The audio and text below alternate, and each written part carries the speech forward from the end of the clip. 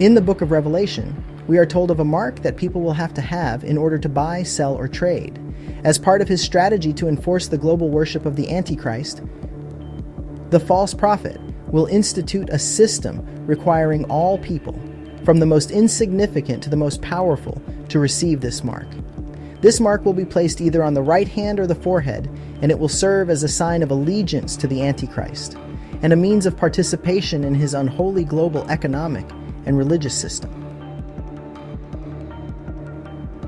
The language used, small and great, rich and poor, free men and slaves, indicates that no one will be exempt, regardless of their social or economic status.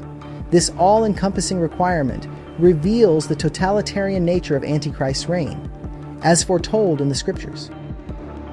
Everyone will be compelled to make a choice, with no exceptions based on position, wealth, or freedom, fulfilling the prophecy of Revelation. In the Roman Empire, a mark was a term used to describe the emperor's image or name that appeared on coins, which were distributed throughout the empire. These marks symbolized loyalty and submission to the emperor's divine authority. In much the same way, the Antichrist's mark will be a symbol of submission to his rule, as foretold in biblical prophecies. In ancient times, marks in the form of tattoos or brands were commonly given to slaves, soldiers, or those devoted to particular religious cults, signifying their allegiance or ownership, often in a religious context. The mark of the Antichrist will function in a similar way, marking those who align with him in both a spiritual and social sense. It will serve as a symbol of worship and unwavering loyalty to the Antichrist, allowing its bearer to participate in the economic and social systems under his dominion, much like a religious covenant. Interestingly, in contrast to the mark of the beast, God has sealed 144,000 of his faithful servants with a divine mark on their foreheads, as mentioned in Revelation chapter 7, verse 3, ensuring their protection from his righteous wrath against the unbelieving world. This holy seal is a sign of divine protection, distinguishing those who belong to God Almighty. In stark contrast, the mark of the beast will symbolize allegiance to the forces of darkness and evil, and will protect its bearers from those who will seek to destroy them, especially the faithful followers of God. The economic implications will be devastating. Without the mark of the beast, individuals will not be able to buy or sell anything. This means that they will be excluded from all commerce, from obtaining food and water to securing basic necessities such as clothing, medicine, and shelter. In a world that is already devastated by God's judgment, such a restriction will make life nearly impossible for anyone who resists the Antichrist's rule. The Antichrist's global empire will enforce a strict economic system, and only those who bear the mark will have access to goods and services, as foretold in the book of Revelation. This system of control will be akin to a form of digital or biometric currency in which traditional forms of money, such as cash or credit cards, will be obsolete. Instead, the mark could potentially be a barcode or a microchip that will serve as the only means of identification and transaction.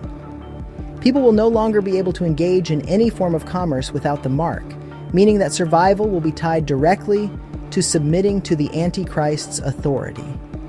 The implementation of this system will likely involve a centralized, global database that tracks every transaction, effectively giving Antichrist's empire absolute control over the world's economy and its citizens. This system could use technologies such as biometrics, RFID, radio frequency identification, or even implants to identify and track individuals. With the mark, individuals will be instantly identifiable, and their every purchase or action will be logged, creating a level of surveillance and control that surpasses anything seen in history. This is the fulfillment of the prophecy, a world where the Antichrist reigns supreme, and the faithful must remain vigilant. In this environment, the pressure to comply will be immense. The choice to resist the mark of the beast will not only be a matter of spiritual loyalty to God, but also of economic survival. Those who refuse to accept the mark will be isolated from the rest of society, unable to feed themselves or provide for their families as foretold in the scriptures. The inability to engage in commerce will force many to make the painful decision to either submit to the Antichrist's mark or face starvation, disease, and death, as prophesied in the book of Revelation. The combination of economic pressure and the threat of death will create an overwhelming incentive for people to give in, even if they do not genuinely worship the Antichrist, thus fulfilling the prophecy. The intensity of this pressure will be unparalleled in human history, creating a time of unparalleled spiritual testing, as described in the holy texts. John further describes in the book of Revelation that the mark will bear either the name of the beast or the number of his name. This suggests that the mark will be a form of identification that connects the bearer directly to the Antichrist, either through his name or a number that uniquely designates him. While the exact meaning of this phrase remains a matter of theological speculation, the implication is clear. The mark will serve as a universal identifier, marking those who belong to the Antichrist and distinguishing them from those who remain faithful to God. Some have speculated that the number could be related to the infamous number 666, which is often associated with the Antichrist in Christian eschatology. But what is certain is that the mark will serve as an unmistakable sign of allegiance to the evil system the Antichrist will establish, as foretold in the scriptures. What we know for sure is that the choice to receive the mark of the beast will be one of the most significant and spiritually consequential decisions a person can make, echoing the trials of faith described in the Holy Scriptures.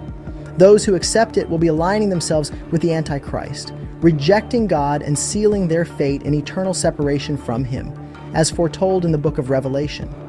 Those who refuse it, while enduring hardship and persecution, will stand firm in their allegiance to God, refusing to compromise their faith despite the enormous cost, much like the martyrs of old.